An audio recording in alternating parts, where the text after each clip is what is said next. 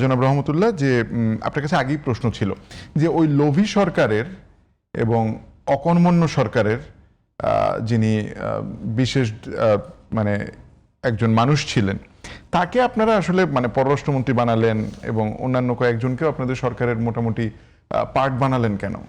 আচ্ছা, আপনি আমাদের যিনি প্রধানমন্ত্রী জনাব তারেক রহমান সাহেবের আগের কথাগুলো বাদ দিল, গত 4 মাসে তার যে অ্যাক্টিভিটিস 4.5 মাস, আপনি দেখবেন যে ওনার বাবার মতো উনি দেখেন যে এখান থেকে কোন লোকটা কাজে লাগানো যায়, ওইখান থেকে কোন লোকটাকে কাজে লাগানো যায় উনি কিন্তু ডেকে নিয়ে যান এবং ডেকে নিয়ে তারপর তার সঙ্গে বিভিন্ন বিষয়ে খোলামেলা আলোচনা করে এরপর সাথে সাথে কিন্তু ওনার কাজে লাগানোর চেষ্টা করেন।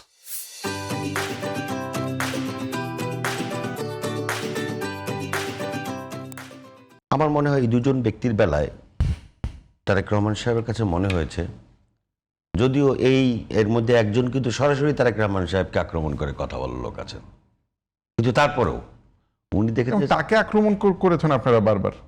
ওই কারণে মানে আক্রমণ করেছেন বিদেশি নাগরিকত্ব এবং অন্যান্য বিষয়। আক্রমণ তো হয়, কিন্তু তারপরেও আপনি দেখেন এখানে বিষয়টা দেখেন যে এরপরেও জনাব তারেক রহমান সাহেব সেই লোকটার মধ্যে দেখেছে যে তাকে দিয়ে এই দেশের কিছু অর্জন করা সম্ভব। এবং আর একটা লোক যার কথা বলেছেন, এই দুজন মানে দেখতে এই দুজন আর কি, এরকম আরো অনেক মানুষকেই উনি হয়তো কোনো কারণে অপছন্দ থাকলেও দেশের স্বার্থে, রাষ্ট্র পরিচালনার স্বার্থে তিনি তাদেরকে কাজে লাগাচ্ছেন। আমি যতটুকু আমার অবজারভেশন সেটা বলেছি। আচ্ছা, এটা সম্পূরক প্রশ্ন, এটা আসলে শুধুমাত্র যেহেতু আপনাকে বলেছিলাম উত্তর দাও, আমার মূল প্রশ্নে আমি ফিরবো। আপনার কি অন্য কিছু যোগ করতে চান? মূল প্রশ্ন যেটা, সেটা হচ্ছে যে ওই যে গণভোটের রায় বাস্তবায়নের কথা বলছিলেন এবং ফয়সাল পারভেজ বলছিলেন যে এটি না হওয়াতে অনেক সমস্যা বিশেষ করে রয়েছে। আজকে শুরুতে বলছিলাম যে মানিক মিয়া অ্যাভিনিউতে মানববন্ধনে জামায়াতের সেক্রেটারি জেনারেল বলেছেন যে গণভোটের রায় বাস্তবায়ন না হলে দেশের রাজনৈতিক সংকট তৈরি হতে পারে। এখন একদিকে ফয়সাল পারভেজ বলছেন যে বিরোধী দল খুব কিউট এবং তারা বেশ মানে ছায়া বাজেট সহ সরকারকে সহযোগিতা করছে, সরকারও বিরোধী দলের প্রতি অনেক সহনশীল, নমনীয় এবং সহযোগিতার হাত বাড়িয়েছে। কিন্তু এই যে রাজনৈতিক সংকট তৈরি হওয়ার কথা বারবার বলা হচ্ছে, আপনারা কি মনে করেন যে মানে এই রাজনৈতিক সংকট তৈরি হচ্ছে সেখানে সরকারি দলের ভূমিকা আছে না? একটা জিনিস ইদানিংকালে আপনি তো টকশো পরিচালনা করেন, আপনি দেখবেন যে বসলে পরেই ওই একটা কথা ঘুরে পেঁচায় খুব বারবার আসে। কি আসে জানেন? বলো যে এই কারণে জুলাই স্পিরিট, এই কারণে জুলাই আন্দোলন হয়েছিল, শুধু এই জন্য হয় নাই, একটা নির্বাচন হবে, একটা নির্বাচিত সরকার আসবে, শুধু সেই কারণে না। এই কথাটার আসলে আমি কোনো আগামাথা খুঁজে পাই না।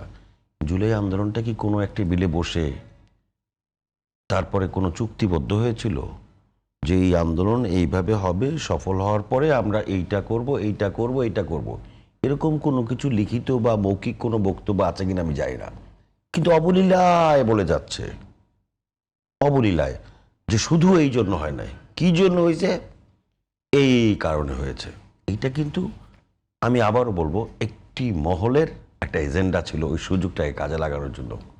এই এজেন্ডা কাজে লাগানোর জন্যই কিন্তু এই ঐক্যমত্য কমিশন, আমি কিন্তু আবার বলছি যে একটি অন্তর্বর্তীকালীন সরকারের অ্যাবসলিউটলি শুধুমাত্র দায়িত্ব হচ্ছে একটি নির্বাচিত সরকার আসা পর্যন্ত দায়িত্ব পালন করা, এবং সেটা প্রথম 3 মাসে সেইটাকে পরিকল্পিতভাবে টেনে নেওয়া হয়েছে।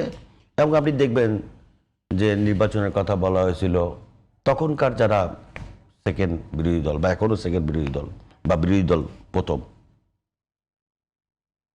হঠাৎ করে বলতেছে সকালবেলা বলতেছে যে হ্যাঁ রমজানের আগে নির্বাচন হওয়া উচিত। জাস্ট বিকেলবেলায় গিয়ে দেখবেন কয় না, এটা যাইতে হবে ঈদের পরে।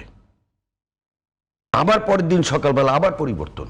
একই লোক কিন্তু একই দায়িত্বশীল মানুষ, তার মুখ থেকে এক এক সময় এক এক ধরনের, অর্থাৎ এইটাকে একটা পুরা ভেলগিবাজির মধ্যে নিয়ে যাওয়া হয়েছিল। আমি যেটা কথা বলতেছি যে এইগুলি হলো একটা বাতাস বা কি বায়বীয় কথা আছে না, যে শুধুমাত্র এইটার জন্য হয় নাই, এইটার জন্য হয়েছে। কোনো জায়গায় এই ধরনের কোনো কথা ছিল না এই দেশের।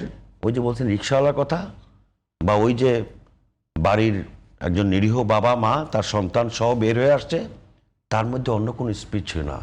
তার মধ্যে স্পিচ ছিল একটাই, সেটা হচ্ছে যে এই সরকার এই দেশের সাধারণ ছাত্রদেরকে গুলি করতেছে, মানুষের মুখ বন্ধ করে রেখেছে, গণতান্ত্রিক অধিকার হরণ করছে, এই সরকারের বিদায় হওয়া উচিত। অন্য কিছুই ছিল না। আর বাকি সবগুলো হচ্ছে বায়বীয় তৈরি, আমার সুবিধার জন্য আমি তৈরি করেছি। মানে আপনার কোনোভাবে মনে হয় না যে দীর্ঘদিনের সিস্টেমের বিপরীতে গিয়ে বা তার বিরুদ্ধচারণ করে আসলে মানুষ নেমে এসেছিল?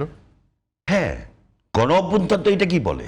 তাহলে যেই সিস্টেমের, আপনি এই যে বললো না যে সেই সিস্টেমের যে কুফলগুলো, সেগুলোর পরিবর্তন তারা চায়, এটাই তো পরিবর্তন কে করবে? এগুলি পরিবর্তন কি আপনার ওই রিক্সাওয়ালা বা ওই ঘরের লোকটা করবে? নিশ্চয়ই না। সেগুলি পরিবর্তন আজকে আপনি তাকান না, সেই পরিবর্তনটা কি? আজকে তারেক রহমান সাহেব সকাল 9:20 মানিকগঞ্জের সিংগাইরে চলে গেছেন। কোথায় গেছেন? একটা জঙ্গলের মধ্যে, গ্রীষ্মকালীন মহড়ায়। এখানে সেনাবাহিনীর গ্রীষ্মকালীন মহড়া হচ্ছে। সেখানে গিয়ে ওই পাতা তারপরে তাঁবু টাঙাই করতেছে, ওখানে ভিতরে ঢুকে উনি ওদের সঙ্গে গল্প করতেছেন, কথা বলতেছেন যে কি বিষয়। এরপরে তাদের জন্য যে রান্না করা হয়েছে সেখান থেকে তিনি রান্নাটা খেয়েছেন। এটি কি আপনার কাছে মনে হয় না কোনো নতুন বিষয়? আপনার কাছে কি মনে হয় না যে নির্বাচিত হওয়ার পরের দিন বিরোধী দলীয় নেতার বাসভবনে গিয়ে উপস্থিত,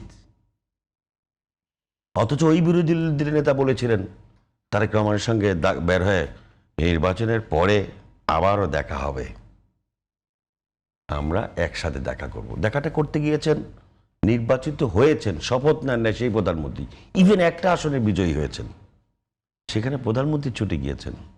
আপনার কাছে কি মনে হয় না যে ওনার কাছে মন্ত্রীরা সব দৌড়ে চলে যাবে প্রধানমন্ত্রীর কার্যালয়ে, রাস্তায় দিনের পর দিন যানজট হবে, এটা নিরসন করার জন্য 9টার মধ্যে তিনি সচিবালয়ে চলে যান, সারা দিন সচিবালয়ে কাজ করেন? আপনার কাছে কি মনে হয় না এটা নতুন বন্দোবস্তের কোন অংশ? আপনার কাছে কি মনে হয় না যে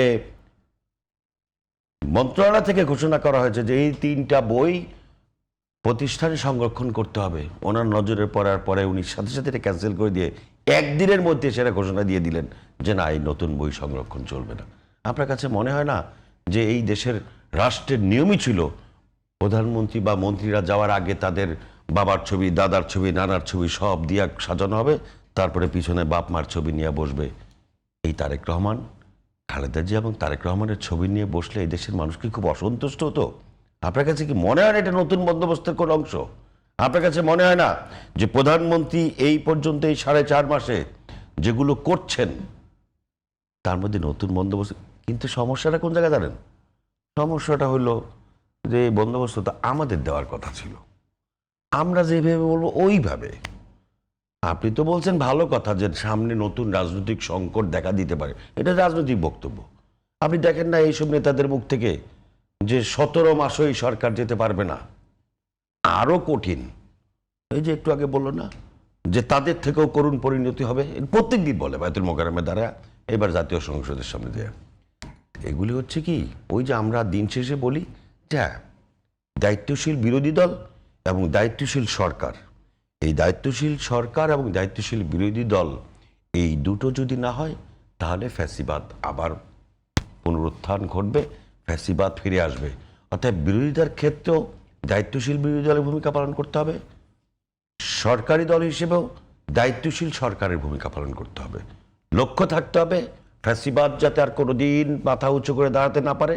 লক্ষ্য থাকতে হবে একটি নতুন সমৃদ্ধশালী, অর্থনৈতিক সমৃদ্ধশালী, মানুষের আকাঙ্ক্ষা অনুযায়ী নতুন বাংলাদেশ তৈরি করা। জি।